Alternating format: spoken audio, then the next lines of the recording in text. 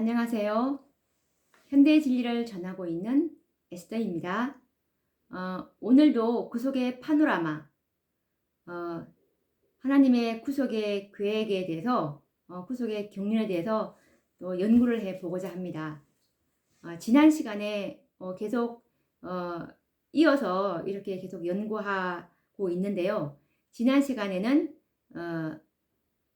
이제 사탄이 하늘에서 하나님의 율법은 지킬 수가 없다라는 증거를 찾지 못하므로 이제 이 땅에 하늘에 있는 3분의 1의 천사와 사탄이 이제 쫓겨 내려오게 되는데 이제 이 땅에서 자기가 하늘에서 율법에 대한 지킬 수 없다는, 하나님의 율법은 지킬 수 없다는 그 증거를 아담을 통해서 증인을 발견하게 되었다는 것을 우리가 지난 시간에 공부해 왔습니다. 그래서 이 부분이 좀 중요한데요. 우리가 이 부분은 좀 많이 들어왔지만 자세히는 잘 모르는 것 같아요. 그래서 아담이 사탄을 어떻게 기만했는지 이런 과정에 대해서 조금 천천히 나가 보려고 합니다. 그래서 부조와 선지자, 오늘은 제3장 유혹과 타락에 대해서 좀 천천히 읽어보려고 합니다. 그래서 구속의 경륜과 이런과의 관계를 생각하시면서 들으신다면 많은 은혜가 있을 것이라고 봅니다.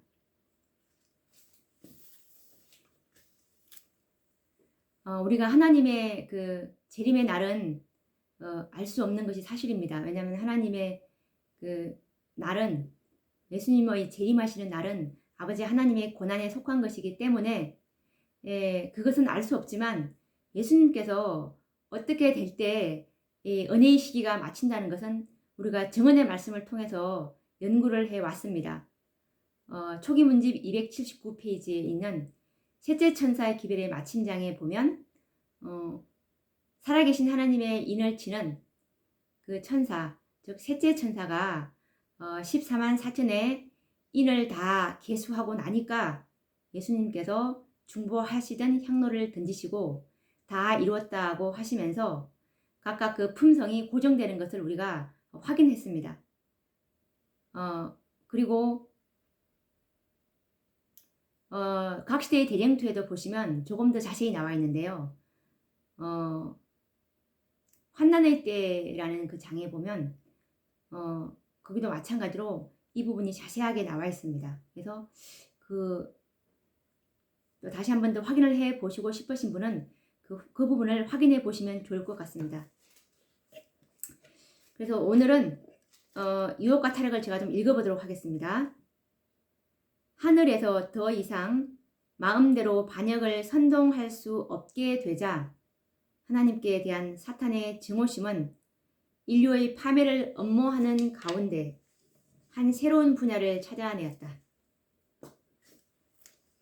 이제 하늘에서 이제 그 증거를, 율법을 지킬 수 있다는 증거를, 지킬 수 없다는 증거를 찾아낼 수 없으므로 이제 이 땅에서 이제 사탄의 증오심이 그 파멸을 엄모하기 위한 가운데 이제 한 새로운 것을 포착했다는 얘기입니다.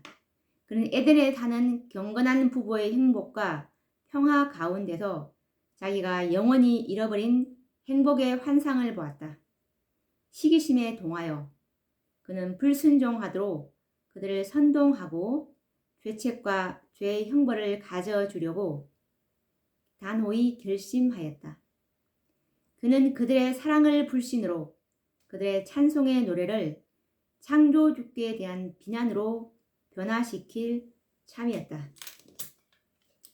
이와 같이 하여 그는 이 무지한 자들을 자기 자신이 당하는 것과 동일한 비참한 가운데 빠뜨릴 뿐 아니라 하나님께 욕을 돌리게 하고 하늘의 슬픔을 일으키려고 하였다. 자, 그래서 이제 어떻게 하면 이 사단의 증오심이 어떤 새로운 한 분야를 찾아낼까를 궁리하다가 이제 에덴에 사는 그 한 경건한 부부의 그 행복을 보면서 시기심이 발동했습니다.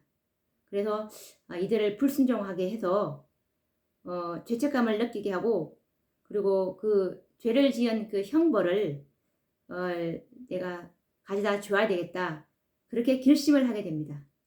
그래서 이 부부의 사랑을 불신으로 만들고, 그리고 창조주께 대한 찬송을 비난으로 변화시키려고 이제 결심을 하게 됩니다.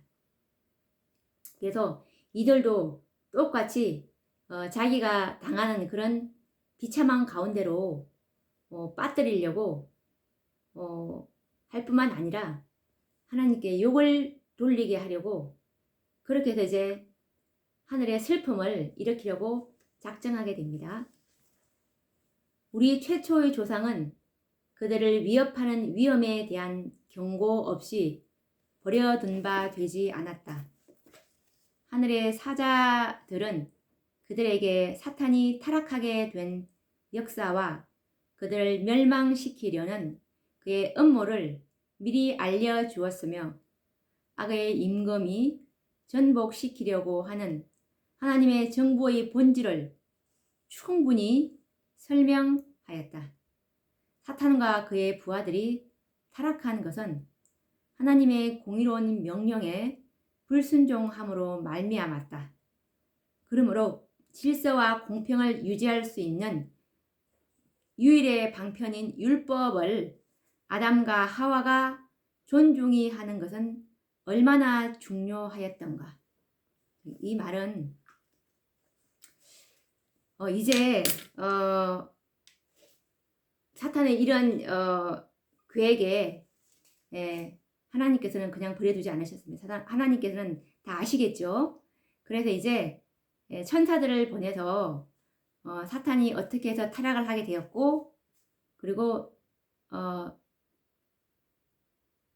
너희들도 분명히 멸망시키려고 음모를 꾀하고 있다라고 알려주었습니다. 그래서 사탄과 그의 부하들이 타락한 것은 불순종으로 말미암아 타락하게 됐다. 하나님의 말씀, 하나님의 율법을 불순종함으로 타락하게 되었다는 것을 말을 하게 되었습니다. 그래서 율법을 너희가 얼마나 존중히 여기는 것이 중요한가라는 것을 깨닫게 해주었습니다. 사탄과 같이 되지 말라는 그런 암시입니다. 하나님의 율법은 그분 자신만큼 신성하다. 이것은 그분의 뜻의 계시요, 그분의 품성의 사본이며 하나님의 사랑과 지혜의 표현이다. 생물이나 무생물을 막론하고 모든 것, 곧 천지 만물의 조화는 창조주의 율법에 완전히 순응하는 데 달려있다. 하나님께서는 생물뿐 아니라 모든 천연계의 작용을 다스리기 위하여 법칙들을 제정하셨다. 만물은 무시할 수 없는 철칙들 아래에 있다. 그러나 자연계에 존재하는 만물은 자연 법칙의 지배를 받으나 지상에 사는 만물 중에 사람만은 도덕적 율법에 복종할 의무가 있었다. 하나님께서는 창조의 극치인 사람에게 당신의 요구를 이해하며 그분의 율법의 공의와 자비, 그리고 그에 대한 율법의 신성한 요구를 이해할 능력을 주셨다. 그리고 사람에게는 성실한 순종이 요구되었다. 그래서 하나님의 율법은 곧 하나님 자신입니다. 그래서 왜냐하면 이것은 하나님의 뜻이 그 율법에 나타나 있기 때문에 품성의 사본이라고도 합니다. 그래서 하나님의 율법에는 하나님의 사랑과 하나님의 지혜가 표현되어 있습니다. 그래서 생물이나 무생물을 막론하고 이 창조주의 율법에 완전히 순응할 때 만물이 조화를 이룬다고 나와 있습니다. 그래서 하나님께서는 모든 생물과 자연계의 작용을 다스리기 위해서 법칙을 제정하셨는데요. 이것은 무시할 수 없는 철칙들 아래에 있습니다. 그래서 이 법칙에, 이 철칙에 지배를 받을 때 조화를 이루면서 잘 흘러갈 수 있는 것입니다. 그런데 유일하게 사람들만은 반드시 이 도덕적인 율법에 복종할 의무가 있었습니다. 왜냐하면 이것은 하나님은 사람에게 하나님의 그 요구를 이해하고 하나님의 율법의 공의와 자비, 그리고 율법의 신성한 요구를 이해할 능력을 주셨기 때문에 사람에게는 이 성실한 순종이 요구되었기 때문입니다. 천사들처럼 에덴의 거주자들도 시험 아래에 있었으며 그들의 행복스러운 지위는 창조주의 율법에 충성하는 조건 하에서만 지속될 수 있었다. 그들은 순종하고 살든지 불순종하여 죽을 수도 있었다. 하나님께서는 풍성한 축복을 받을 자로 그들을 창조하셨다. 그러나 그들이 하나님의 뜻을 거역하면 범죄한 천사들을 아끼지 않으신 하나님께서 그들을 아끼실 수 없으실 것이었다. 범죄는 하나님께서 주신 선물들을 박탈하고 그들에게 불행과 멸망을 가져올 것이었다. 그런데 천사들도 율법에 불순종함으로 내어 쫓김을 받은 것처럼 이 에덴의 거주자인 아담 부부도 반드시 이 하나님의 율법에 순종하면 정말 많은 축복과 많은 선물이 그들에게 올 수도 있지만 만약에 불순종한다면 이 모든 것들이 박탈당하고 불행과 멸망을 가져올 것이라는 얘기입니다. 천사들은 사탄의 계교에 대하여 경계하도록 그들에게 경고하였다. 왜냐하면 그는 그들을 함정에 빠뜨리려고 줄기차게 노력할 것이기 때문이었다. 그들이 하나님께 순종한 동안에는 악한 자가 저들을 해할 수 없었는데 이는 필요한 경우에는 하늘에 있는 모든 천사가 그들을 돕기 위하여 파견될 것이기 때문이었다. 그들이 사단의 최초의 암시를 단호히 물리친다면 그들은 하늘의 사자들처럼 안전할 것이었다. 그러나 그들이 한번 유혹에 넘어가면 저들의 본성은 너무도 타락하게 되어 그들 스스로 사탄을 저항할 능력이나 의향도 가질 수 없게 될 것이었다. 자, 그래서 이제 천사들이 사탄의 계교에 대해서 이제 경계를 하도록 경고를 하였습니다. 왜냐하면 사탄이 이 하늘에서 찾지 못한 증거를 이 땅에서 분명히 찾을 것이기 때문에 줄기차게 노력할 것이었기 때문이었습니다. 그래서 이들이 하나님께 순종하는 동안에는 천사들이 그들을 도울 수 있었는데 처음에 이렇게 사탄이 최초로 암시할 때 이때 딱 물리쳐야 되는데 그 생각들이 자꾸 발전되면 물리치기가 힘듭니다. 그래서 어떤 하나님 말씀에 벗어나는 생각이 올 때는 바로 물리쳐야 된다는 것을 우리가 여기서 교훈을 받을 수가 또 있습니다. 선악을 알게 하는 나무는 하나님께 대한 그들의 순종과 사랑의 시금석으로 삼아진 바 되었었다. 여호와께서 동산에 있는 모든 것을 사용하는 데 있어서 한 가지만을 금지하는 것이 합당하다고 보셨다. 그러나 그들이 바로 이 점에서 그분의 뜻을 무시하면 그들은 범죄의 죄책을 초래할 것이었다. 사탄은 그들을 따라다니면서 계속 유혹할 수는 없을 것이었다. 그는 금단의 나무에서만 그들에게 접근할 수 있었다. 만일 그들이 그 나무의 본질을 조사하려고 시도한다면 사탄의 관계에 노출될 것이었다. 그들은 하나님께서 그들에게 보내신 경고에 세심하게 주의를 기울이고 그분께서 주는 것이 합당하다고 생각하셔서 보내신 지시에 만족하도록 경고를 받았다. 자, 그래서 이제 하나님께서는 한 가지만 딱 금지하는 것이 합당하다고 보셨습니다. 그래서 이 점에 있어서 하나님께서 지시하신 바로 이 점에 대해서 무시하면 그들은 죄로 인해서 타락할 것이었습니다. 사탄은 그리고 그 동산을 다 따라다니면서 유혹하는 것이 아니라 그 동산에 있는 금단의 나무 주위에서만 유혹하는 것이 허락되었다고 합니다.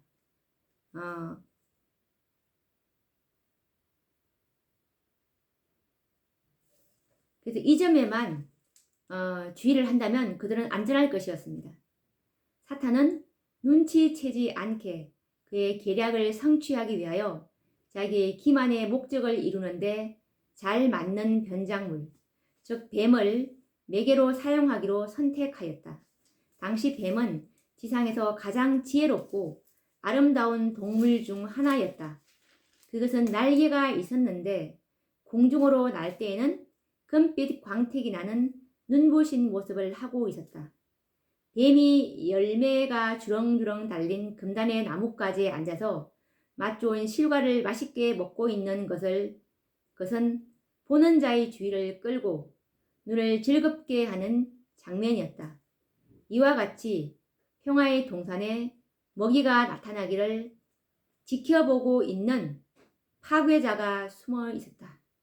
자, 그래서 이제 사탄은 어떻게 하면 저들을 이 금단의 나무로 이끌어서 하나님께서 금하신 이 지시를 어길 수 있을까를 이제 연구를 하다가 이제 그 당시에 지상에서 가장 지혜롭고 아름다운 동물 중에 하나인 뱀으로 이제 변장을 하기로 합니다. 그래서 그 당시에 뱀은 날개가 있고 공중을 날 때는 그 금빛 광택으로 너무너무 아름다웠다고 하네요. 그러면서 이제 그 뱀이 그 금단의 나뭇가지에 앉아서 그 선악과를 먹을 때 그것은 정말 주위에 그 눈길을 끌 수 있는 정말 매력적인 장면이라고 합니다. 이때 사단은 이렇게 하면서 이제 유혹할 수 있는 자가 나타나기를 기다리고 있었습니다. 천사들은 하와에게 동산에서 날마다의 노동을 하는 동안에 남편을 떠나가지 않도록 조심하라고 주의를 주었다. 남편과 함께 있으면 그 여자는 홀로 있을 때보다 유혹에 빠질 위험이 적을 것이었다. 그러나 자기의 즐거운 일에 몰두하여 그 여자는 무의식 중에 남편의 곁을 떠나 돌아다녔다. 하와는 자기가 홀로 있는 것을 알자 위험에 대한 불안을 느꼈으나 자기는 악을 분별하고 대항할 충분한 지혜와 능력을 지녔다고 단정하고 자기의 공포심을 물리쳐 버렸다. 천사의 경고를 잊은 채 그는 곧 호기심과 감탄이 뒤섞인 중에 금단의 나무를 바라보는 자기 자신을 발견하였다. 그 열매는 매우 아름다웠다. 그 여자는 왜 하나님께서 그들에게 이 과실을 금하셨을까 하고 자문하였다. 바로 이때가 유혹자의 절호의 기회였다. 그는 이 여인의 마음의 생각들을 통찰할 수 있는 능력이 있는 양 그 여자에게 하나님이 참으로 너희들의 동산 모든 나무의 실과를 먹지 말라 하시더냐 창세기 3장 1절이라고 말을 걸었다. 하와는 자기 생각의 메아리를 듣는 것 같았으므로 소스라치게 놀랐다. 그러나 뱀은 계속하여 음악적인 음성으로 그 여자의 탁월한 아름다움을 교묘히 칭찬하였고 그의 말은 불쾌감을 주지 않았다. 그 여자는 그곳에서 도망하지 않고 뱀이 말하는 것을 듣고자 이상히 여기며 그곳에서 지체하였다. 천사와 같은 존재가 그 여자에게 말을 걸었더라면 그 여자의 공포심이 자극되었을 것이다.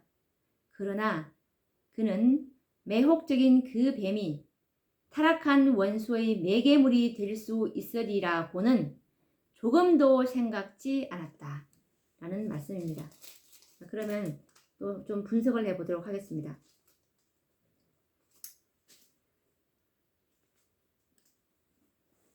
천사가 하와에게 절대로 남편 곁을 떠나지 말라고 이렇게 주의를 주었습니다. 왜냐하면 남편과 함께 있으면 유혹에 빠질 위험이 적을 것이었기 때문입니다.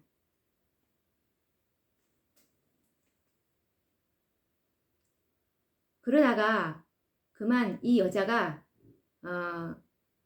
무의식 중에 이제 남편의 곁을 떠나서 이제 여기저기 돌아다니게 되는데 이제 돌아다니다 보니까 어느새 자기가 이제 혼자 있다는 것을 발견하게 되었습니다. 그런데 약간 그 위험에 대한 불안감은 느꼈지만 자기는 충분히 악을 식별할 수 있고 그리고 대항할 충분한 지혜와 능력을 지녔다고 자만하게 됩니다. 그래서 쉽게 공포심을 물리쳐 버렸고 그 천사의 경고들을 이제 잊어버리고 호기심과 그리고 그 금단의 나무를 바라보고 있는 자기 자신을 발견하게 됩니다. 보니까 열매가 너무너무 아름다웠어요. 그래서 그 여자가 왜 하나님은 저렇게 아름다운 과실을 금하셨을까? 라고 자문하게 됩니다. 그런데 이때가 바로 유혹자의 기회였습니다. 하나님께서 분명히 아까 그 나무의 본질을 조사하려고 시도하지 말라고 했는데 왜 저것을 금하셨을까? 라고 생각을 하게 되었다고 했습니다. 그래서 이때가 정말 유혹자의 절호의 기회였고 이제 사탄이 들어올 수 있는 문을 열어주는 계기가 된 것입니다. 그래서 사탄이 이제 이 여자에게 접근하게 됩니다. 그래서 이제 하나님이 참으로 너에게 동산 모든 나무의 실과를 먹지 말라 하시더냐라고 말을 걸었습니다. 그런데 이 여자는 그것이 메아리라고 생각했습니다. 왜냐하면 감히 뱀이 말할 수 있으리라는 것은 상상을 못했을 것입니다. 그래서 뱀은 계속해서 더 아름다운 음악적인 음성으로 그 여자의 아름다움에 대해서 또 칭찬을 했습니다. 근데 그 칭찬은 불쾌감을 주지 않았습니다. 그래서 그 여자가 도망하지 않고 계속 뱀의 말을 듣고자 그곳에서 지체하고 있었습니다. 그래서 이제 이렇게 서서히 이렇게 되어오고 있는 것을 우리가 보게 되는데 계속 또 읽어보도록 하겠습니다. 유혹자가 함정에 빠뜨리려고 하는 질문에 그 여자는 다음과 같이 대답하였다.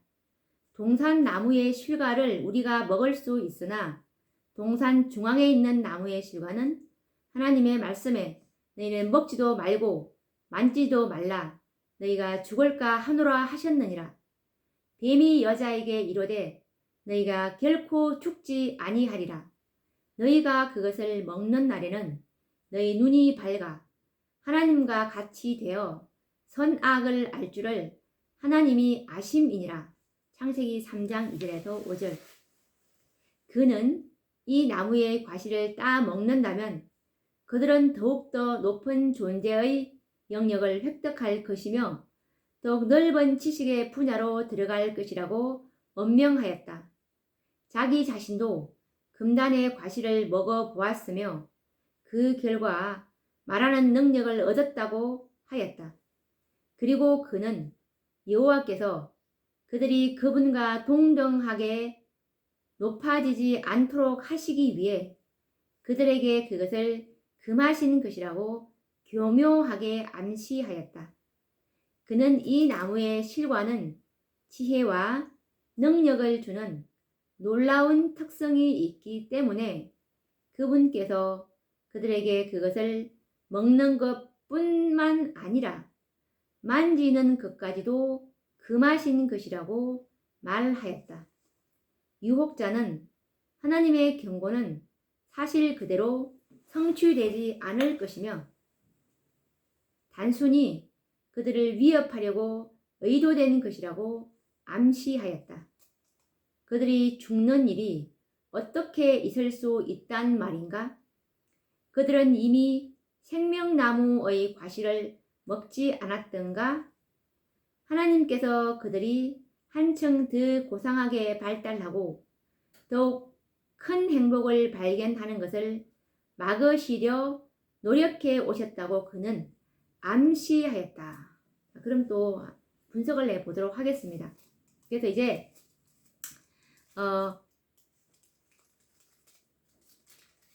괴자가 어떻게 대답을 했냐면 동산나무의 실과는 우리가 다 먹을 수 있는데 중앙에 있는 그 실과는 하나님의 말씀에 먹지도 말고 만지지도 말라고 했다고.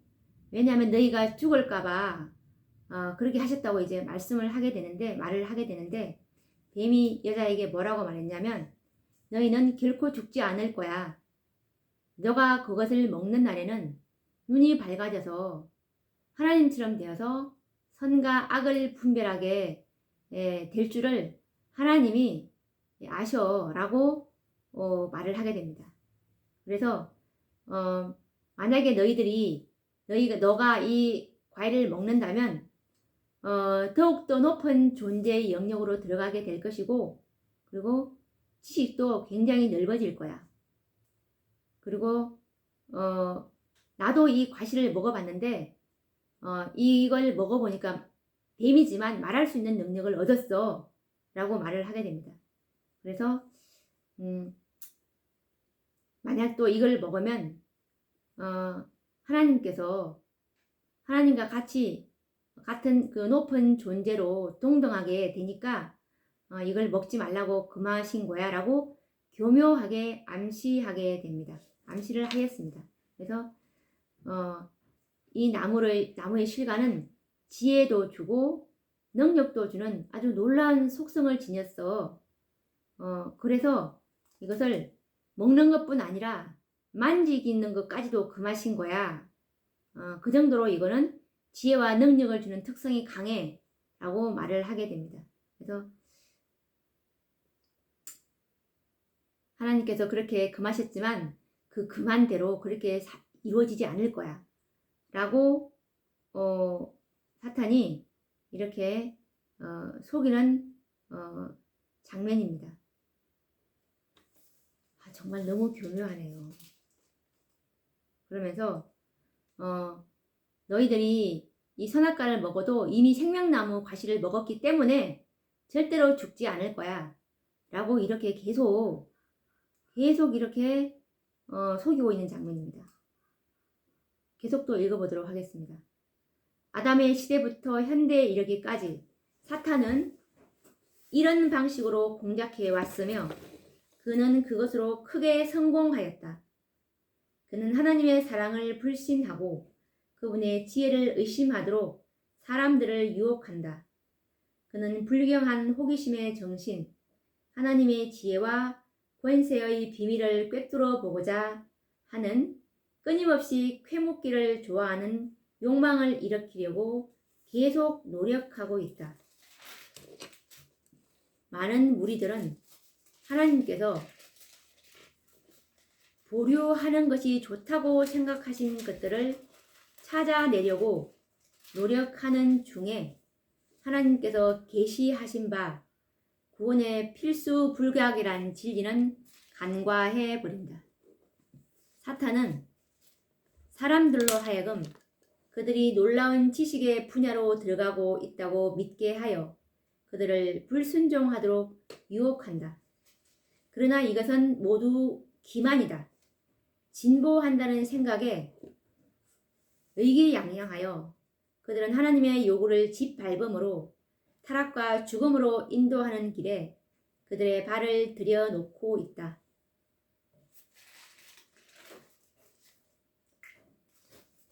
또 분석을 해보도록 하겠습니다.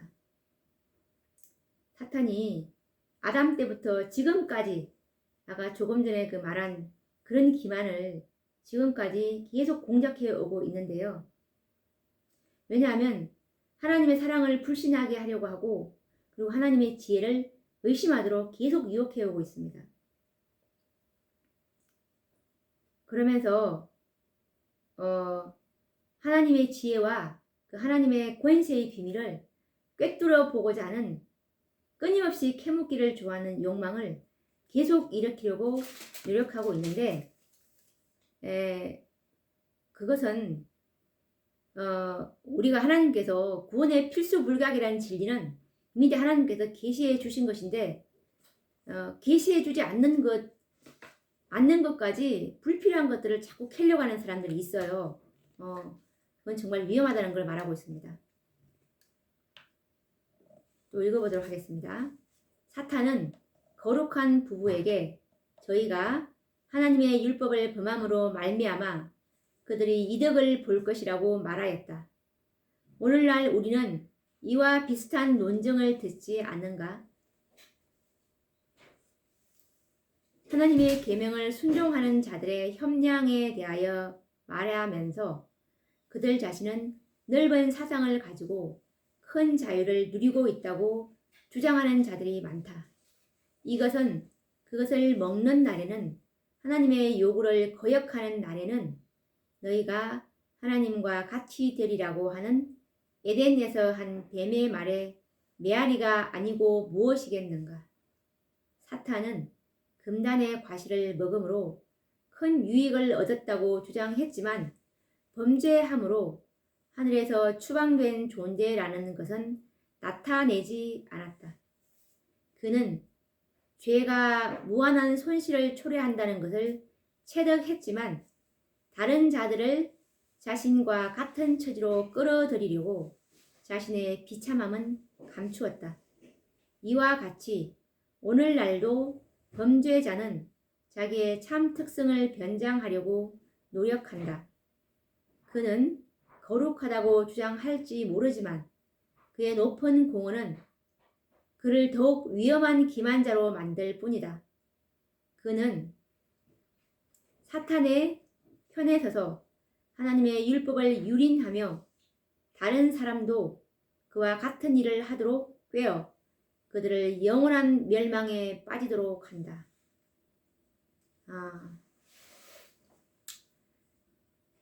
사탄이 자기가 하늘에서 범죄에서 추방된 존재라는 것을 하와에게는 말하지 않았어요. 사탄이 정말 죄를 범함으로 정말 무한한 손실을 초래한다는 것을 본인 스스로 체득했지만 다른 사람들한테는 그렇게 하지 말라고 공고하는 것이 아니고 자기가 똑같이 멸망시키려고 범죄로 끌어들이려고 오늘날도 이렇게 노력하고 있는 그 모습을 보게 됩니다. 그래서 너도 죽고 나도 죽자라는 것이 정말 악한 사단의 기만입니다. 그래서 하나님의 율법에서 벗어난 그 사단의 그 말은 우리가 한마디도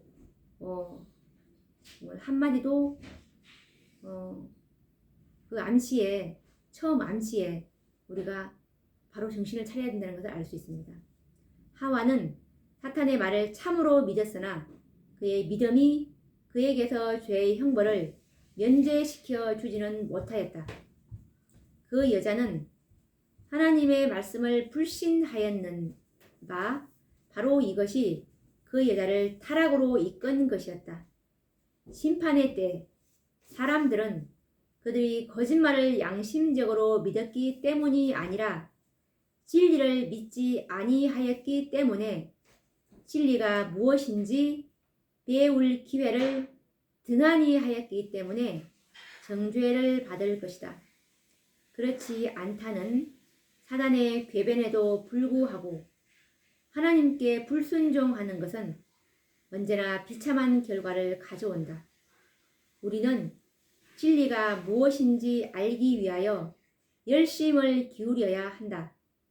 하나님께서 당신의 말씀 가운데 기록되도록 하신 모든 교훈은 우리를 경고하시고 교훈하시기 위한 것이다.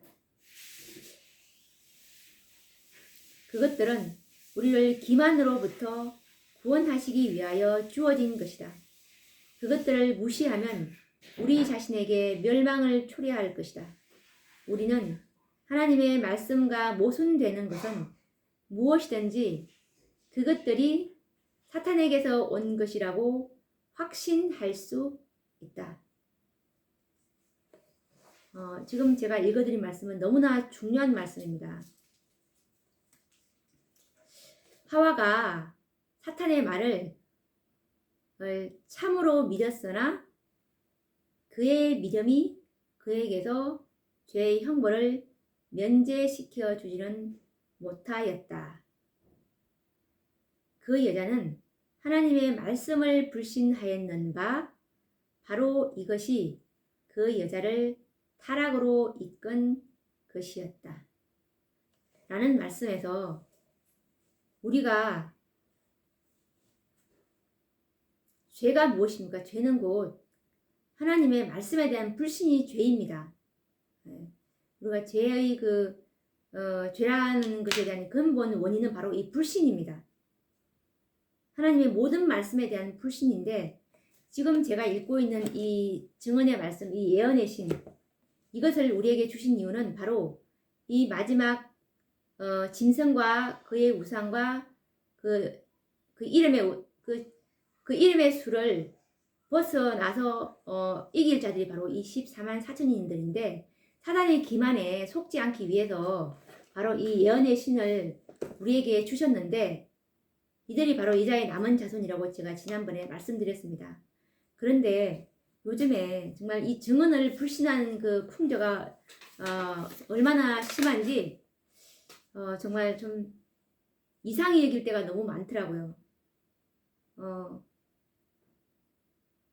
대부분의 교회가 대부분의 재림을 기다리고 있다고 하는 그 교회에서 이 증언의 말씀을 가지고 가르치는 그 목사님들을 거의 요즘에 사라져가고 있는 것을 제가 많이 봤습니다. 그래서 이 마지막 그 여자의 남은 자손은 하나님의 계명과 예수 그리스도의 증거를 가진 자들이라는 그것을 우리가 유념해서 봐야 됩니다. 예수 그리스도의 증거는 곧 예언의 신인데 하나님의 그 이 증언의 말씀을 정말 한자 한자라도 놓쳐서는 안 되는 것이 바로 이 남은 자들의 자세입니다.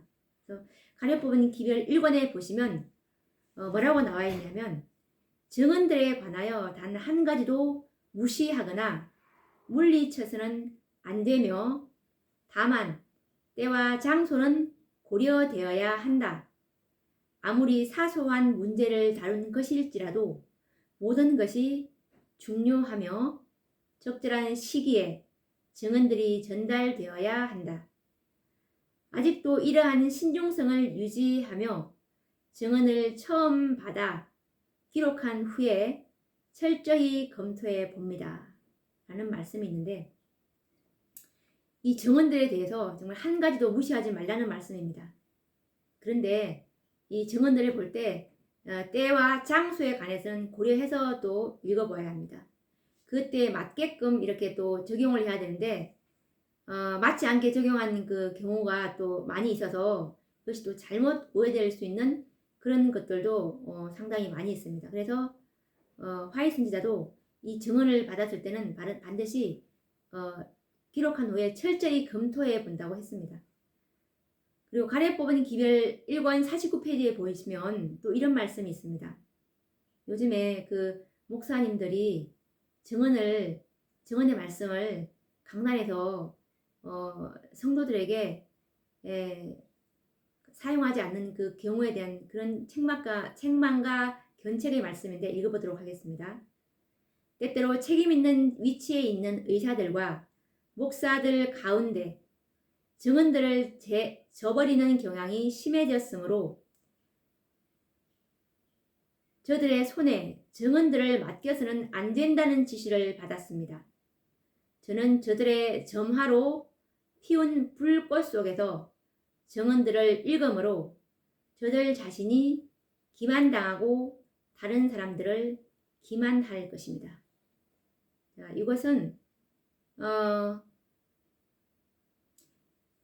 목사님들이 증언들을 많이 불신하고 저버리는 그런 경향이 있고, 그리고 설교를 한다 하더라도 그 말씀 그대로 하는 것이 아니고 자기들의 이론과 그리고 어떤 전통적인 계속 이어서 내려온 전통적인 그런 것을 이제 스스로 만들어가지고 말을 만들어서 이렇게 성도님들에게 전달함으로 많은 성도님들이 기만당할 것이라는 것을 지금 말씀하고 계십니다. 그래서 우리가 이 증언의 말씀에 대한 철저한 신뢰, 이것이 정말 마지막 남은 자손의 특성입니다. 그래서 이 하와를 타락으로 이끈 그 원인도 바로 불신입니다. 이 하나님의 말씀에 대한 불신. 하나님의 말씀은 우리 마지막 여자의 남은 자손은 성경과 이 예언의 신입니다. 하나님의 말씀인 성경과 이 작은 빛인 이 예언의 신의 모든 말씀을 하나하나 다 믿어야 되는 것입니다. 그런 백성이 이 마지막 남은 자손입니다. 그래서 그들이 이 마지막 시대도 죄가 다른 것이 아니라 진리를 믿지 않고 그리고 진리가 무엇인지 배울 기회를 등한히 하였기 때문에 정죄를 받게 될 것이라고 했습니다. 그래서 데살로니가 후서 1장을 보시면 이 진리를 믿는 것이 얼마나 중요한지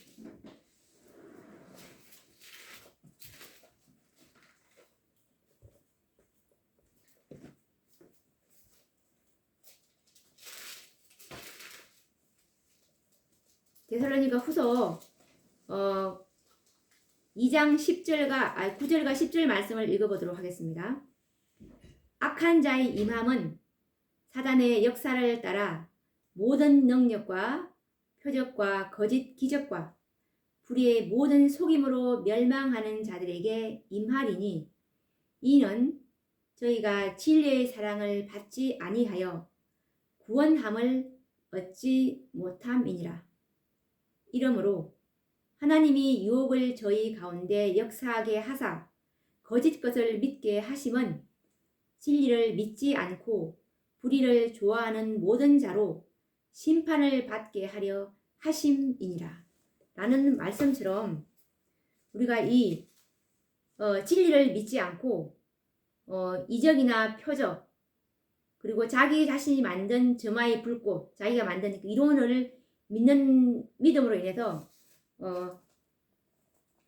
결국은 구원함을 얻지 못한다는 그런 말씀입니다. 그래서 이렇게 이제 누가 그 새로운 빛을 제시했을 때 이것을 등한히 하지 말고 반드시 이것이 정언의 말씀으로 성경과 정언의 말씀으로 뒷받침이 되고 있는지를 철저하게 검토해 보는 것이 정말 중요하다는 것을 여기서 우리가 알 수 있습니다.